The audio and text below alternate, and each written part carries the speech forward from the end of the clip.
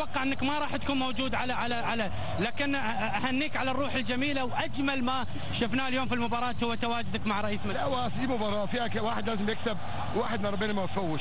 ان انا خدت الدوري وخدت الكاس، والاهلي الكونفدراليه خد بطوله برضه اهو، يعني تمشي شويه.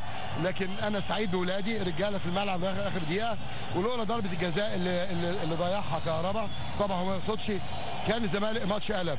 لكن ضربتين جزاء ما لهمش علاقه بضربات جزاء. انا ليا ضربتين جزاء مع مدرب فاشل. من كلامك بتغير المدرب؟ يا فندم انا اصل انا في شرط جزائي، فانا جايب له مدرب عام بصلاحيات فنيه.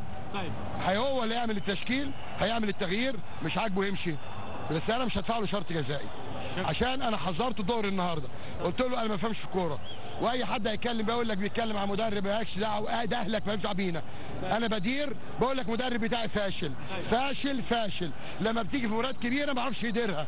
قلت تاني ما بيعرفش يديرها، هو اللي ضيع جهد الولاد النهارده بالتشكيل بتاعه. على سبيل المثال محمد ابراهيم بقاله سنه ما لعبش يا جماعه، انت جاي تهزر؟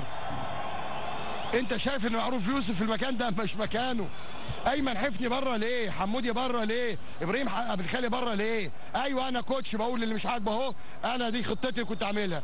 ابراهيم عبد الخالق مع طارق حامد في خط النص، خلاص معروف يلعب، كان يلعبه ناحيه الشمال وقدامه حمودي، الناحيه اليمين احمد توفيق ما شاء الله واخد بالك، ويبقى قدامه واحد زي باسم ولا قدامه، انما وعمر جابر ما شاء الله النهارده. وبعدين انت راجل فاشل، لا عارف تشكل ولا عارف تغير، واقول اهو اي حد مش عاجبه الكلام بتاعي يشرب من اي خراره. شكرا لك سياده المستشار، مش مشكله يا شهر، شكرا لك، شكرا جزيلا. هذا كان حديث سعاده المستشار مرتضى